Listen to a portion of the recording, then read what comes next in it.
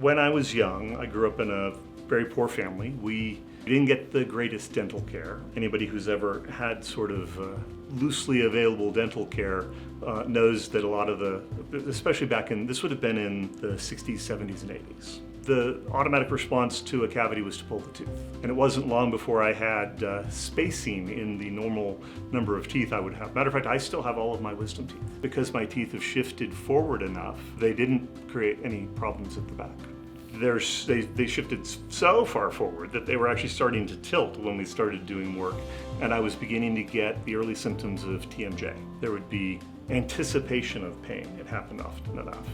I also had crowding in the front part of my teeth. I didn't really realize until starting working with folks here, a lot of that also had to do with the removal of teeth. So my mouth space had pulled in, which caused crowding up toward the front. So there were several things. When we started working here, it was the pain in the jaw that got us looking into it. Also, I'm older, and just the wear of the teeth had started to make it so that they were shorter in the mouth and stuff. So we started working with the teeth you could save and then the crowns that we replaced and put in to raise the bite up and fix the bite line. Over a period of a couple of years, that actually caused my bite to widen and be able to actually, my tongue would fit in the bottom of my mouth again, which is kind of wonderful. And from the back forward, like the wisdom teeth straightened back up in there, they became kind of back molars, things tightened up, the crowns were a little wider, so they would fit in there, and we basically ended up getting both the tops and the bottoms on both sides of my mouth biting real again. And we finished all of those, and all the TMJ went away, and the biting got got totally back to normal.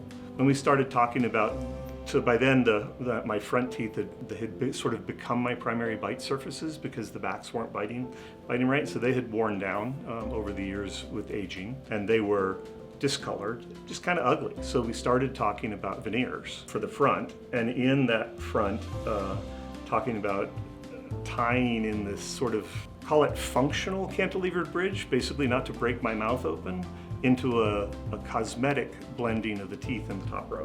There was almost zero adaptation time getting used to it, other than the fact that I'd gone into this for basically 60 years, never having smiled. Now I have teeth, but I didn't have the muscles to do the smiling.